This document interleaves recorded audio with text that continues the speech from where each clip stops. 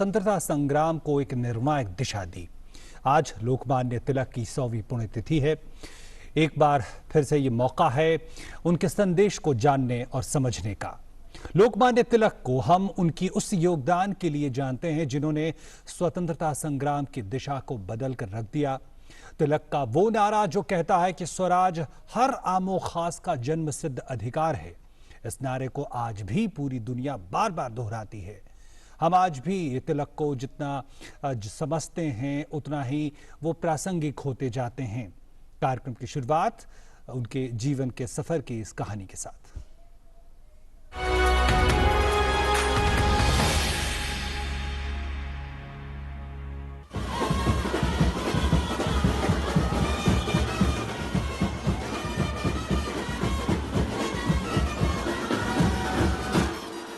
महाराष्ट्र में गणपति बप्पा मोरया की गूंज 1893 के पहले से ही थी, लेकिन इसे सामाजिक राजनीतिक एकता और जन जागरण का हथियार बनाया लोकमान्य बाल गंगाधर तिलक ने। यही एकता आगे चलकर गुलाम भारत के आजादी के संघर्ष में एक बेजोड़ हथियार साबित हुई। देश में 19वीं सदी के अंतिम दशकों से ही शासन प्रशासन में भारतीयों की ज्यादा से ज्यादा भागीदारी को लेकर संघर्ष शुरू हो चुका था और बाल गंगाधर तिलक उसका हिस्सा भी बने। लेकिन उन्हें यह बात जल्दी ही समझ में आ गई कि देश की गुलामी की जंजीरों को तोड़ना होगा, जिसकी शुरुआत उन्होंने की शिक्षा से। भारतीय संस्कृति और आदर्शों को आधार बनाकर न सिर्फ एक नई शिक्षा पद्धति की शुरुआत उन्होंने की, बल्कि डेक्कन एजुकेशन सोसाइटी की स्थापना ने युवाओं के लिए उच्च स्तर की स्वदेशी शिक्षा के दरवाजे खोल दिए। ये वो वक्त भी था जब तिलक को लगता था कि भारतीयों पर हो रहे अत्याचार, आकांक्षाएं और संघर्ष की कहानी सब तक पहुंचनी चाहिए। तब भारतवर्ष ने लोकमान्य को एक पत्रकार के रूप में भी देखा।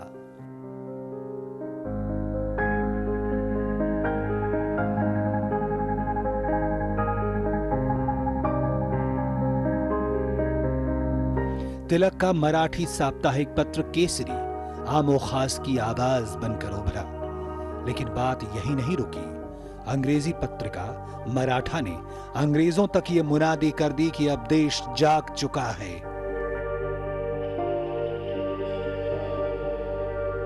लेकिन जल्दी ही दमन का दौर शुरू हुआ और अंग्रेज सरकार ने तिलक को जनता को उकसाने के आरोप में 1.5 साल की कैद बामुशक्कत सुनाई।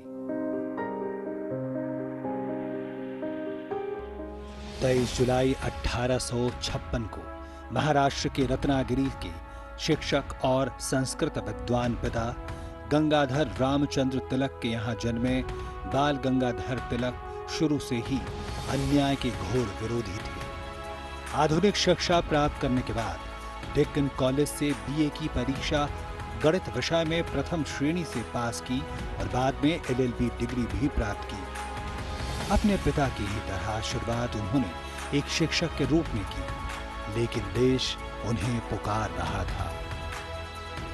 19वीं सदी के आखिरी सालों में स्वदेशी का नारा लेकर तिलक महाराष्ट्र के गांव-गांव घूमे, लेकिन गुलामी की जंजीरों में जकड़ी भारत माता बार बार पुकार रही थी।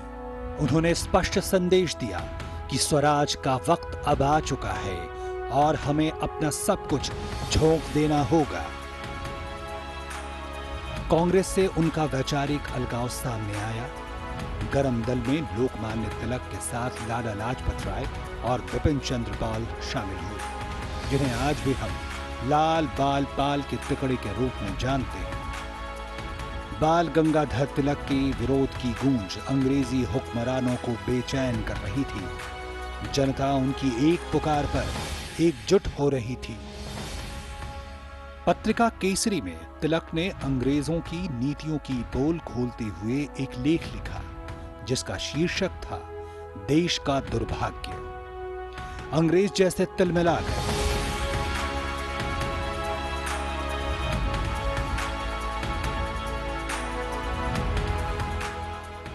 तिलक पर राजद्रोह का आरोप लगा और उन्हें 6 सालों के लिए बर्मा के मांडले जेल में कैद कर दिया गया।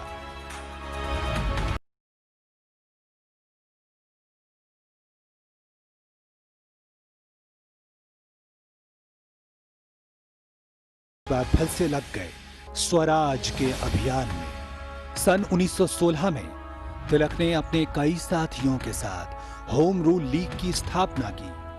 स्वराज के संघर्ष में ये एक अहम पड़ाव था। तिलक लगातार जनता को एक बड़ी लड़ाई के लिए तैयार कर रहे थे, जहां केंद्रीय असेंबली से लेकर क्षेत्रीय सरकारों तक में भारतीयों की भागीदारी को ज्यादा से ज्यादा आगे बढ़ाना था।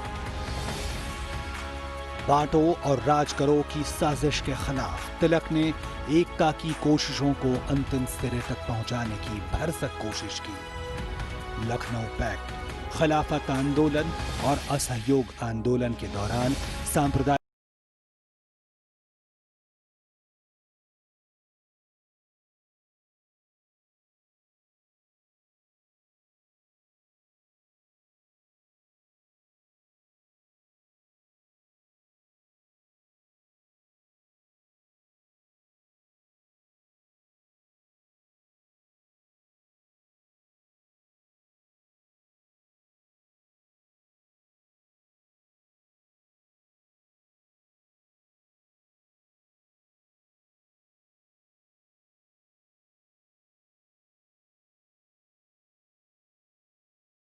गांधी जी ने बाल गंगाधर तिलक को याद करते हुए उन्हें आधुनिक भारत का निर्माता कहा था। लेकिन तिलक पिछले 100 से ज्यादा सालों से प्रतीक हैं उस मानव गरिमा की हुंकार के जहां स्वराज सबसे ऊपर है। शायद इसीलिए उन्होंने कहा था, स्वराज्य हा माझा जन्मसिद्ध हक्क आहे आणि तो मी मिळवणारच। स्वराज मेरा जन्मसिद्ध अधिकार है और मैं इसे लेकर रहूंगा। ओम प्रकाश दास, डीडी न्यूज।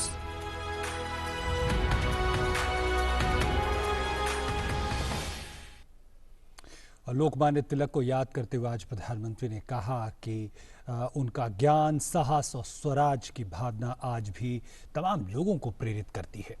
और आज इसी मसले पर बातचीत करने के लिए हमारे साथ दो बेहद खास मेहमान जुड़े हुए हैं। हमारे साथ हैं जाने माने इतिहासकार प्रोफेसर मक्खन लाल जी, हमारे साथ हैं संपादक ऑर्गेनाइजर प्रफुल्ल केतकर जी। बहुत बहुत स्वागत आपका। और मक्खन लाल जी, मैं आपसे शुरुआत करना चाहूं तो आज हम जिन लोकमान्य तिलक को जानते हैं, अगर उनके बनने की कहानी, तिलक के, लोकमान्य तिलक के बनने की कहानी अगर हम समझने की कोशिश करें तो आप क्या संक्षेप में हमें समझाएंगे? मुझे इस बात का बहुत गर्व है कि तिलक से लोकमान बनने की कहानी का मैं हिस्सा तो नहीं कहूंगा, लेकिन कहीं उस चैप्टर से अपने आप को जुड़ा पाता हूँ। 1873 से लेकर 1877 तक लोकमान तिलक ने जिस संस्था में शिक्षा प्राप्त की थी, डेक्कन कॉलेज में, मैं वहाँ 1976 से 1982 तक शोध छात्र था, पीएचडी के उपाधि के लिए गया था। और वहाँ जिस कमरे में तिलक रहते थे, मेन बिल्डिंग के जिस कमरे में वो छात्रावास की तरह इस्तेमाल होता था, वहाँ रहते थे। वो कमरा आज भी वैसे ही रखा गया है जैसे वो था। तो लिहाजा 6 वर्षों तक लगभग रोज उस रास्ते से हम गुजरते थे और एक बार भी ऐसा नहीं हुआ कि श्रद्धा से सिर न झुक जाए।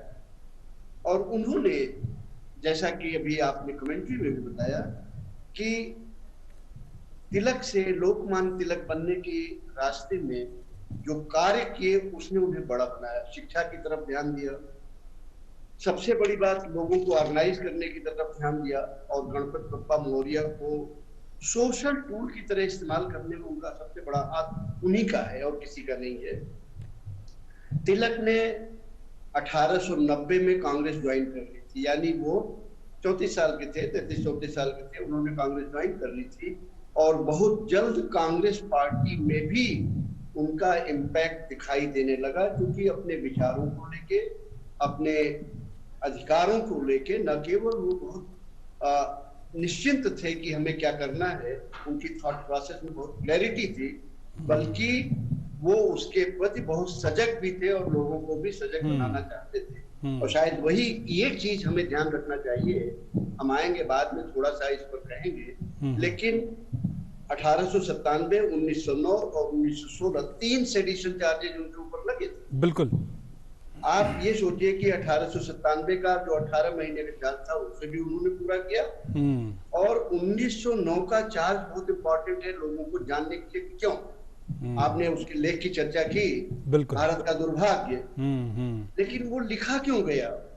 1908 में खुदीराम बोस और प्रफुल्ल कुमार त्यागी ने जो बम फेंका था अलीपुर केस का, और उनके ऊपर मुकदमे जो चले, उसमें से खुदीराम बोस तो बेचारे फांसी लटका दिए गए, प्रफुल्ल कुमार त्यागी ने आत्महत्या कर ली थी। केसरी के लेख में तिलक अकेले पूरे भारतवर्ष में ऐसे थे जिन्होंने बच्चों द्वारा फेंके गए बम को जस्टिफाई किया और ये कहा कि ये उनका हक था अपनी आजादी के लिए लड़ने का। सेडिशन का चार्ज यही है। और अगर आप पूरी की पूरी, मैं यहाँ एक किताब लेके बैठा हूँ, जरा सा दिखा दूं। ये किताब है, गवर्नमेंट ऑफ इंडिया ने छापी, पब्लिकेशन डिवीजन, पूरा trial of Tilak. Every Indian should read कि किस तरह से हमारे पूर्वजों ने अपने बलिदान देके किया है, और किस तरह से चार्जेस उनके ऊपर झूठे लगाए गए। इस हद तक झूठे लगाए गए थे कि वेस्टर्न प्रेस की पूरी एक कलेक्शन है जिसने पूरे ब्रिटिश साम्राज्य की न्याय परंपरा की धज्जियां उड़ा के रख दी। और यहाँ तक कि लेनिन जैसे आदमी ने कहा कि इससे ज्यादा निकृष्ट कार्य कुछ नहीं हो सकता, कि जिस तरह से आर्गुमेंट की है। जी बिल्कुल।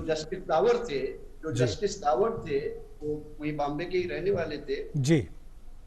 उनके लिए भी बहुत कुछ नहीं मिला था, लेकिन फिर भी आउट ऑफ वे जाके, आपको याद हो 7-2 से फैसला हुआ था। जी बिल्कुल। जस्टिस दावर के साथ थे, बिल्कुल, उनका पूरा नाम था। बिल्कुल। और जिन 2 लोगों ने जजमेंट खिलाफ दिया था, उनका भी जजमेंट पढ़ने लायक है कि किस तरह से तिलक की सारी बातों को वो जस्टिफाई करते हुए मानते हैं कि ये जन्म सिद्ध अधिकार का मतलब ये है कि नैसर्गिक आपको ईश्वर द्वारा प्रदत्त अधिकार है, इसको कोई दूसरा आदमी नहीं। जी, हम इसके बारे में आगे भी विस्तार से बात करेंगे। उनका जो मशहूर जो कथन रहा, स्वराज हमारा जन्म सिद्ध अधिकार है, क्या उसका मतलब है और आज क्या उसकी प्रासंगिकता है। प्रफुल्ल केतकर जी, जैसा मैंने शुरुआत में कहा कि हम आज भी तिलक को जितना जानते हैं, जितना समझते हैं, ऐसा लगता है वो और प्रासंगिक होते जाते हैं। वो शिक्षा की बात करते हैं उस समय 19वीं सदी में, और आज हम नई शिक्षा नीति में उन्हीं भावनाओं को शामिल करने की कोशिश करते दिखते हैं। हम आज बात करते हैं स्वराज की, और आज हम बात कर रहे हैं आत्मनिर्भर और स्वराज की बात करते हैं। कैसे आज भी हमारे राजनीतिक सामाजिक जो नसों में तिलक खून बनकर घूम रहे? जी, मैं कहूंगा कि भारत का जो एक तरह से पुनर्जागरण था, एक तरह से रेनेसा था, उसके वो फादर थे। भले ही ब्रिटिशों ने उनको फादर ऑफ इंडियन अनरेस्ट कहा हो, लेकिन मैं उसको अनरेस्ट से भी ज्यादा भारत की भारतीयता को जगाने का उन्होंने काम किया। उनके जो सूत्र थे, स्वराज सबको पता है, लेकिन स्वराज, स्वदेशी, स्वशिक्षा और बहिष्कार, बॉयकॉट, ये 4 सूत्रों पर तिलक की पूरी राजनीति है। उनका बाल गंगाधर तिलक से लोकमान्य बनने का प्रवाह जो है वो इन 4 सूत्रों पर ही बना है। तो और ये चारों सूत्र आज भी उतने महत्वपूर्ण हैं। एक तरफ हम देख रहे हैं आज बॉयकॉट की भाषा भी हो रही है एक देश को लेकर, लेकिन ये केवल उनका भी उस समय का यही था कि ये केवल ब्रिटिशों के खिलाफ का हथियार नहीं है। उसके साथ उन्होंने स्वदेशी को लाया था, स्वदेशी के साथ स्वशिक्षा को लाया था। इसलिए Deccan education society, Fergusson college, new English school, ये सारा शुरू किया था। और उसके आगे जाकर फिर इन सारी सीढ़ियों से चढ़ने के बाद स्वराज था। तो ये स्वराज की एक कॉम्प्रिहेंसिव कंसेप्ट, और मुझे लगता है कि इसमें 2-3 उनके लाइफ के जो इंपॉर्टेंट पड़ाव थे, 93 से 90 में ऑफिशियली उन्होंने कांग्रेस को ज्वाइन किया, लेकिन 92-93 के बाद एक पब्लिक फिगर के रूप में तब से उन्होंने गणेशोत्सव ऐसा नहीं था कि महाराष्ट्र में मनाया नहीं जाता था, लेकिन उसको सार्वजनिक स्वरूप देना और उसको एक एज अ टूल के रूप में, पॉलिटिकल अवेयरनेस का एक टूल के रूप में यूज करना, तो वो 98 तक का वो महाराष्ट्र के एक कद्दावर नेता के रूप में उभरे। 98 से लेकर 1898 से लेकर 1905 तक का जो उनका जर्नी है, बंगाल के विभाजन तक का, वो एक पत्रकार के नाते और संगठक के नाते है। और 1905 के बाद वो सही मायने में, क्योंकि जो वंग भंग उन्होंने कहा कि बंगाल की जो पार्टीशन है उसको हम कभी नहीं स्वीकारेंगे, उस लाइन को लाल बाल पाल की जो त्रिकुटी बनी, और तब से वो सही मायने में एक राष्ट्रीय नेता के रूप में उभरे। भारत में शायद ऐसा कद उससे पहले किसी को नहीं मिला था, और इसीलिए वो लोकमान्य बने। बिल्कुल। मक्खनलाल जी, एक बात बड़े बार बार उसके बारे में कही जाती है बात कि जिस तरह से जो आज़ादी का आंदोलन चल रहा था, जिस तरह से कांग्रेस की स्थापना हुई, उसके बाद जिस तरह की पूरी राजनीति चल रही थी, उसमें आवेदनों की एक पूरी राजनीति थी, उसको बहुत जल्दी तिलक महाराज जी ने समझा और ये कहा कि अब स्वराज की बात करनी होगी। एक बहुत बड़े बदलाव को एक तरह से उन्होंने शुरुआत की। इसने कितनी बड़ी भूमिका निभाई उनके रहते, और उसके बाद जब गांधी जी का दौर आता है और जो तमाम दूसरे स्वतंत्रता सेनानी आते हैं, किस तरह से उनके इस नारे ने, इस समझ ने बदला पूरे आजादी के आंदोलन को?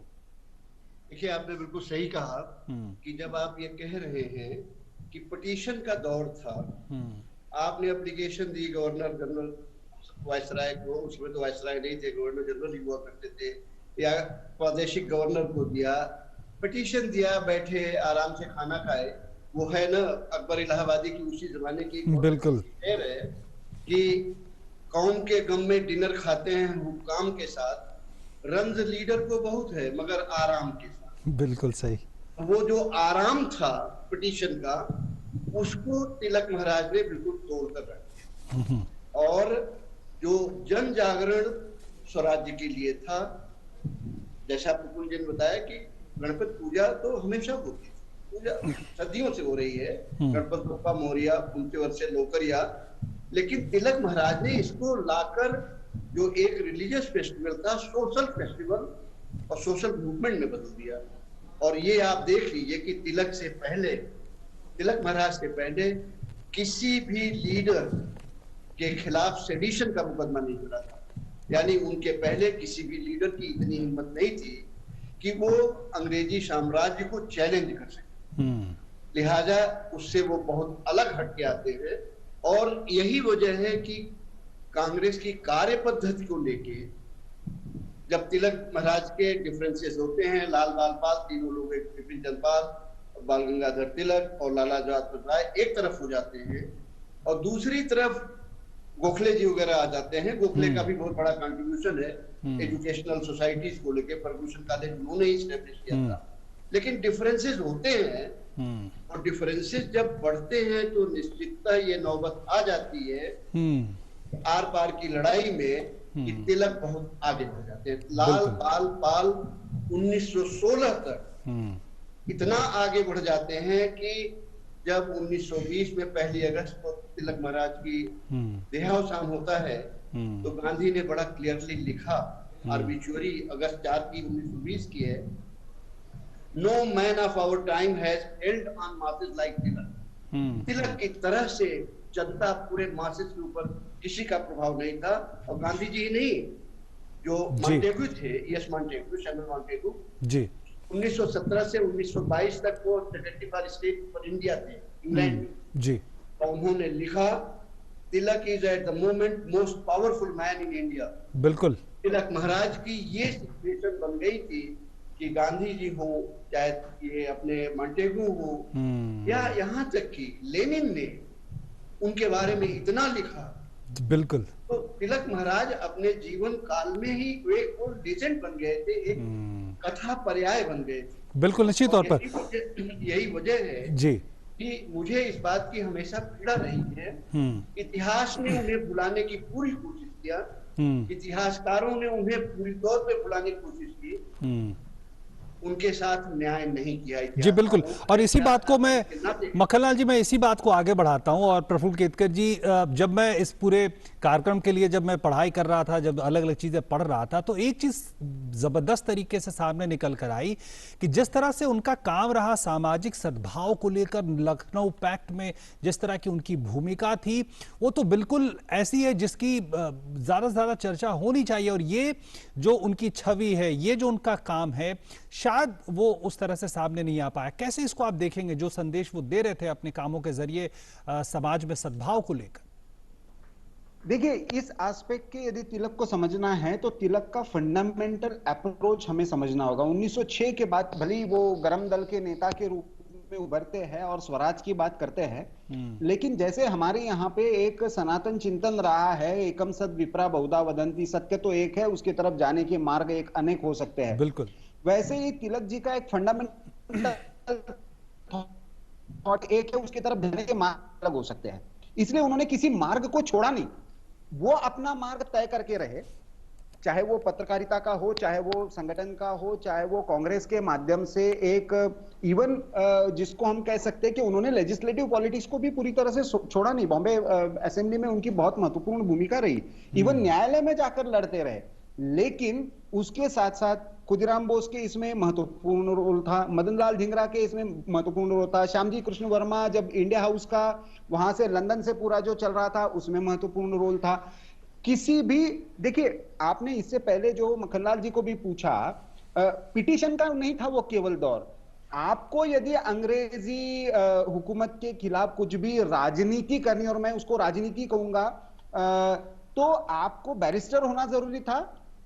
और उसके साथ जरूरत पड़ती है तो कभी कभी कोई एक हिम्मत कर लेता था, बहुत ही चीड़ आ जाती थी तो बंदूक उठाना जरूरी था। सामान्य लोगों के लिए स्वतंत्रता आंदोलन नहीं था, लोकमान्य तिलक ने उसको सामान्य लोगों का स्वतंत्रता आंदोलन बनाया। और 1916 तक जब वो स्टेज तक लेकर जाते हैं, जब लखनऊ पैक्ट होता है मुस्लिम लीग के साथ, उससे पहले की भी उसकी भूमिका उनकी ठीक से समझ लीजिए। कोई भी कानून आता है या हिंदू मुस्लिम का मसला आता है, उनकी एक ठोस भूमिका रही है, not at the behest of British interference. ब्रिटिशों के हस्तक्षेप के, ब्रिटिशों के कहने के आधार पर यह नहीं होगा, यह हमारा आपस का मामला है, हम इसको निपटाएंगे। सुधार की भी जब बात होती है, सामाजिक सुधारों की, बहुत लोग, बहुत इतिहासकारों ने, मक्खनलाल जी इस पर ज्यादा बता सकते हैं, खास करके कम्युनिस्ट इतिहासकारों ने उनको बहुत गलत तरीके से प्रेजेंट किया, एक तरफ कम्युनल दूसरी तरफ कास्टिस्ट। लेकिन सच्चाई तो यह है कि ना लोकमान्य तिलक कम्युनल थे, वो पूरी तरह से नेशनलिस्ट थे, और कास्टिस्ट तो बिल्कुल ही नहीं कह सकते। लेकिन उनका विरोध जो था वो ब्रिटिश कानूनों के द्वारा, विदाउट रिप्रेजेंटेशन, ब्रिटिश हमारे व्यवस्थाओं में हस्तक्षेप कर रहा है, उससे विरोध था। बिल्कुल, उसका एक संदर्भ है।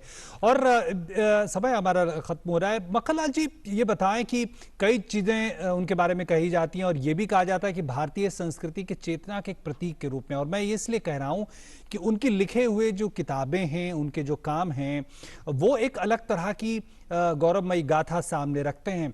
क्या जब वो गीता रहस्य लिखते हैं, क्या जब वो वेदास पे लिखते हैं, उनके ओरिजिन पे लिखते हैं, जब उनकी द ओरियन जैसी किताबें आती हैं, तो क्या वो बताने की कोशिश कर रहे हैं, क्या वो एक गौरवशाली जो हमारा इतिहास है उसको सामने रख रहे हैं, या आने वाली पीढ़ियों को कुछ बताना चाह रहे थे?